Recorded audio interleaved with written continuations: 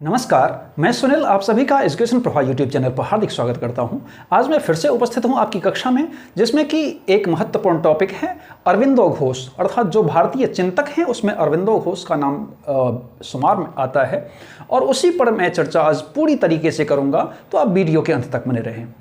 अगर हम अरविंदो घोष की बात करें तो अरविंदो घोष का जो जन्म हुआ वो 15 अगस्त 1872 ईस्वी में हुआ और कलकत्ता के एक प्रसिद्ध घोष परिवार में इनका जन्म हुआ था।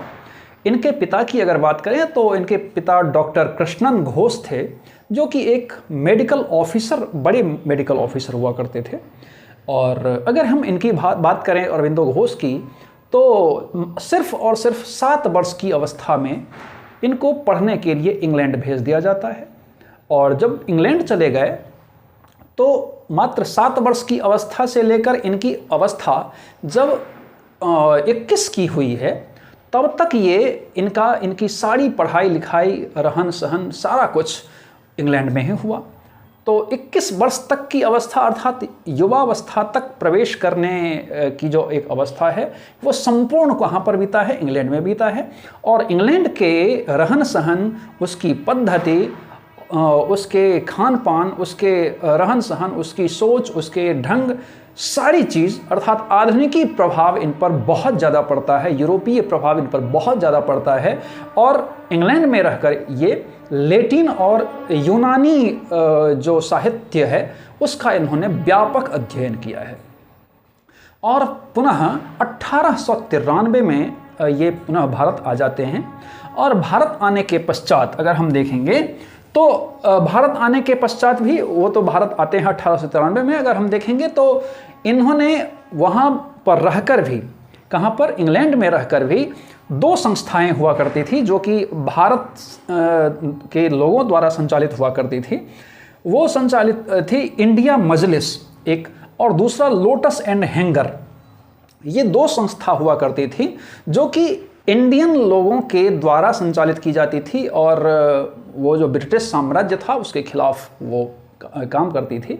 तो डेफिनेटली चूँकि ये भारतीय थे तो उस दोनों संस्थाओं से ये प्रभावित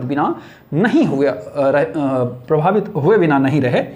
और अगर हम देखेंगे तो इनके चरित्र पर या इनका आदर्श अगर हम कहें तो इनके आदर्श 2 व्यक्ति हुए हैं। एक मैजिनी तथा गैरिबाल्डी का जो जीवन चरित्र था, इनको व्यापक इन पर असर पड़ा है उसका।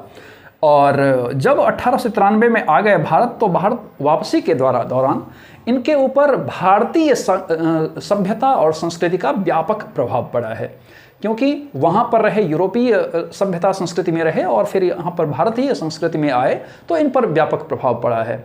और बड़ौदा में ये प्रोफेसर के रूप में भी ये कार्यरत हुए। और प्रोफेसर रहते हुए इन्होंने जो भारतीय दर्शन है इसका व्यापक अध्ययन किया है। जब व्यापक अध्ययन किया है तो उसी दौरान आप देखेंगे तो स्वामी रामकृष्ण परमहंस तथा विवेकानंद के जो वैदांतिक अर्थात वेदांत के जो संप्रदाय थे, तो उन वैदांतिक समन्वय का इन पर विशेष प्रभाव पड़ा है, विशेष असर पड़ा है। और फिर हम उसी के जरिए अगर देखेंगे तो 1905 में बंगभंग आंदोलन हुआ था। तो बंगभंग आंदोलन में इन्होंने सक्रिय भूमिका निभाई है।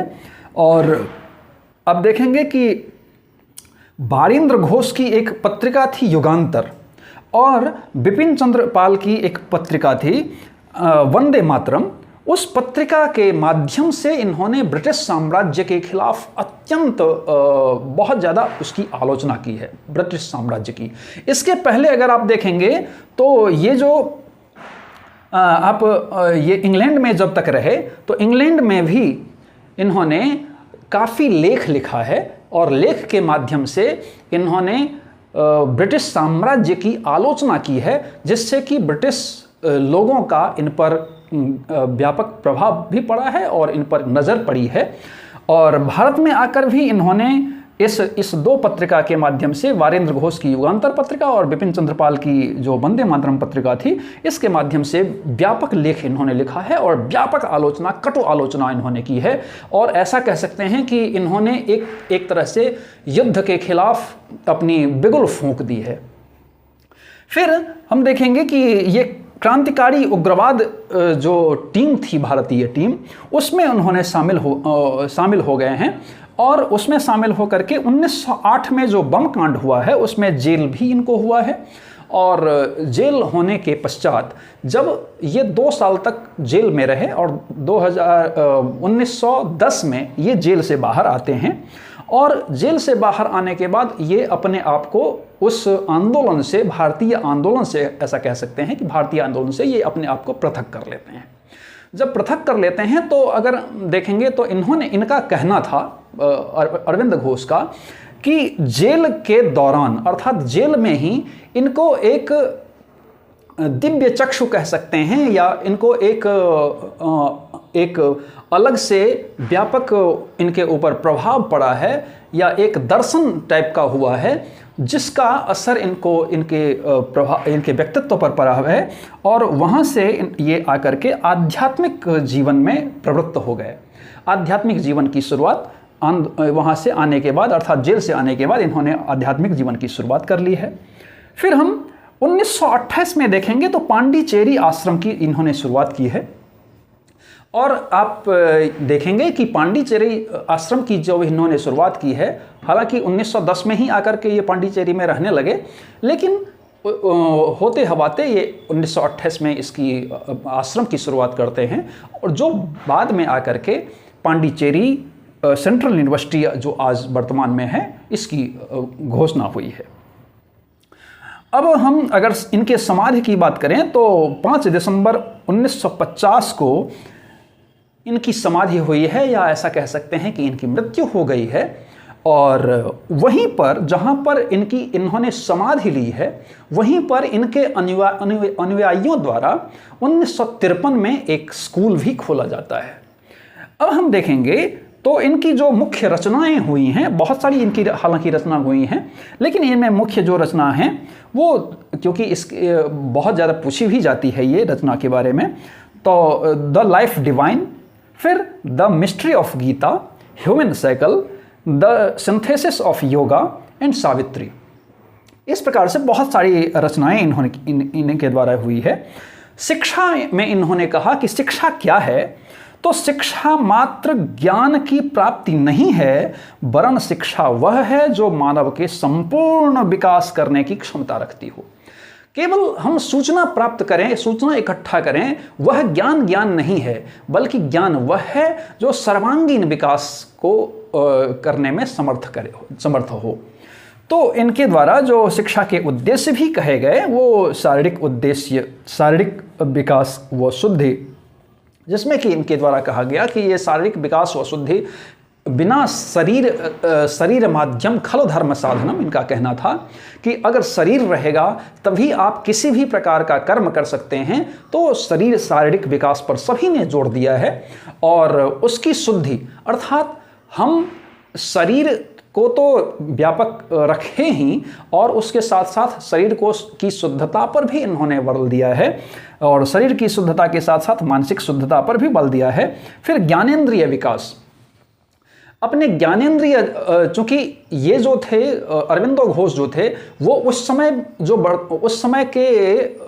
जो शिक्षा पद्धति चल रही थी उसके संपूर्ण खिलाफ थे। भारतीय शिक्षा पद्धति जो चल रही थी इसके संपूर्ण खिलाफ थे, क्योंकि वहाँ से इंग्लैंड से आए हुए थे तो उसका व्यापक असर इन पर था और ये संपूर्ण खिलाफ थे। इन्होंने कहा कि ये पद्धति को हटाइए और आधुनिकी पद्धति को जोड़िए, जिसमें कि आप इंग्लिश को जोड़ सकते हैं, आप फ्रेंच को जोड़ सकते हैं और इसके साथ साथ जो आधुनिकी तकनीक है, आधुनिकी व्यवसाय है, इन सारी चीज़ों को इस विद्या में या इस पाठ्यक्रम में आप समाहित करिए। तो इसके कारण से ये ज्ञानेंद्रिय विकास पर भी इन्होंने जोर दिया है। फिर मानसिक विकास पर भी इन्होंने जोर दिया है कि अगर शिक्षा कैसी हो जो कि हमारे मानसिक पक्षों को मजबूत करे और ऐसी शिक्षा हो जो कि हमारे मानसिक पक्ष के साथ साथ हमें समायोजित होने में, हर जगह में समायोजित होने में मदद करे। फिर इसके बाद इन्होंने अंतःकरण की व्यापक चर्चा की है। अंतःकरण में हम देखेंगे तो अंतःकरण में इन्होंने कहा है कि अंतःकरण के 4 विभाग हैं, 4 विभाग हैं या 4 पहलू हैं जो कि चित्त, मानस, बुद्धि और ज्ञान। ये चित्त, मानस, बुद्धि और ज्ञान है जो कि चित्त के माध्यम से हमारा चित्त अगर सही होगा, शांत होगा, तो क्या होगा, तो हमारा जो मानस है अर्थात मन है, बुद्धि है, वो भी निश्चित रूप से स्वच्छ होगा और स्वच्छ मानस में ही, स्वच्छ बुद्धि में ही, स्वस्थ मस्तिष्क में ही ज्ञान का विकास होता है, इनका मानना था। तो अंतःकरण पर इन्होंने व्यापक जोर दिया है कि हम अंतःकरण की शुद्धि करें। केवल बाह्यकरण को हम केवल नहा लें वो शुद्धि नहीं है, क्योंकि मैला तो हमारे अंदर होता है। क्योंकि ईर्ष्या, ये भेदभाव, क्रोध, ये सब जो सारी चीज़ें हैं वही हमारा क्या है, वो गंदा है। तो केवल हम साबुन और दुनिया भर के शैम्पू वगैरह का प्रयोग करने से हमारा वो बाह्य शुद्धि नहीं है, अंतःकरण की शुद्धि है। फिर इन्होंने कहा कि आध्यात्मिक प्रवृत्ति पर, क्योंकि पहले तो इन्होंने सिर्फ और सिर्फ पाश्चात्य सभ्यता की संस्कृतियों को ये मानते थे, लेकिन बाद में आकर के इन्होंने, जब खास करके आप देखेंगे तो इनके 2 जो रामकृष्ण परमहंस और विवेकानंद के वैदांतिक संप्रदाय में समन्वय में आए हैं, तब इन पर यह व्यापक असर पड़ा है। तो इनके पास इन्होंने आध्यात्मिकता को भी जोड़ दिया। और विशेष क्षमता का अर्थ है कि हम विद्यार्थियों को इस प्रकार से तैयार करें जो कि वो किसी भी परिस्थितियों में अपने आप को समाहित कर ले और किसी भी परिस्थितियों से जूझ करके अपने आप को बाहर निकाल ले। तो ऐसी विशेष क्षमता छात्रों में होनी चाहिए। फिर हम कहेंगे कि शिक्षा के द्वारा, इन्होंने कहा कि शिक्षा का सर्वोच्च जो स्तर है वो सच्चिदानंद है। सच्चिदानंद का अर्थ है सतचित आनंद। सतचित आनंद का अर्थ है कि सत अर्थात सत्य, चित्त अर्थात ये चित्त, और आनंद अर्थात आनंद। अर्थात सत्य के माध्यम से अगर हम सत्य पर प्रवृत्त होते हैं, सत्य पर आरूढ़ होते हैं, तो निश्चित रूप से हमारा जो चित्त है, हमारा जो मन है, वो हमारा हमेशा क्या होगा, शांत रहेगा। और जब चित्त हमारा शांत होता है तभी निश्चित रूप से प्रसन्नता भी आती है। तो इनका ये मानना था। तो उसका जो माध्यम इन्होंने बताया है वो अत्युत्तम, अतिमानस और अतिमानव। अर्थात इनका कहना था कि जब हम किसी भी शिक्षा के माध्यम से, जब हम शिक्षा तो इन्होंने पहले ही कहा कि ज्ञान सिर्फ सूचना को प्राप्त करना नहीं है, तो सूचना को प्राप्त करना नहीं, सूचना को इकट्ठा करना ज्ञान का एक प्रारंभिक चरण हो सकता है। इन्होंने कहा कि सूचना को प्राप्त करना, सूचना को इकट्ठा करना ज्ञान का प्रारंभ तो हो सकता है, लेकिन उसको ज्ञान हम नहीं कह सकते हैं। तो ज्ञान तब होता है जब हम अपने अंतःकरण की शुद्धि उस शिक्षा के माध्यम से कर लेते हैं। तो उसको करने के पश्चात जब हम अपने अंतःकरण की शुद्धि कर लेते हैं, तब हम क्या करते हैं, परोपकारिता की भावना रखते हैं, बदले की भावना से परे हो जाते हैं, ईर्ष्या को अपने से दूर रख पाते हैं, क्रोध को अपने से दूर रख पाते हैं, और हम अच्छे मानसिक शक्तियों का विकास कर लेते हैं। तो कहना था कि अगर हम ज्ञान के माध्यम से किसी दूसरे के ज्ञान में वृद्धि कर दें या फिर दूसरे की परोपकार कर दें, तो हम उसमें अत्युत्तम से अतिमानस और अतिमानस से हम अतिमानव हो जाते हैं।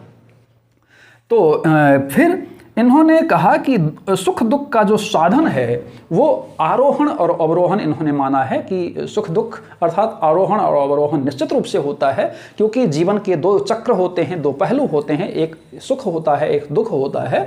तो इन्होंने कहा कि ये सब तो चलती रहती है।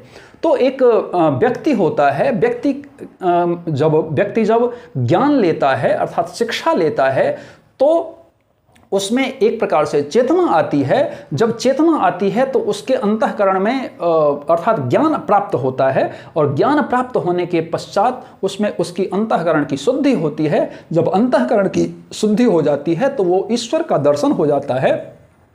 और ईश्वर के दर्शन से वो आध्यात्मिकता की ओर प्रवृत्त होता है और आध्यात्मिकता की जो उच्च श्रेणी में प्रविष्ट हो जाता है, उसके बाद वो ईश्वर के दर्शन या मोक्ष के द्वार उनके लिए खुल जाते हैं।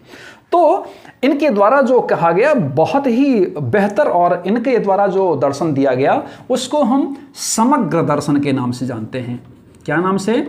तो समग्र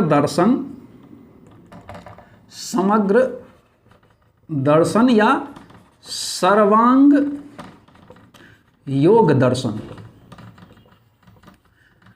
तो इन्होंने शारीरिक शिक्षा पर भी योग का बहुत ही महत्वपूर्ण बताया है कि योग बहुत ही महत्वपूर्ण है किसी भी शारीरिक शिक्षा को प्राप्त करने के लिए।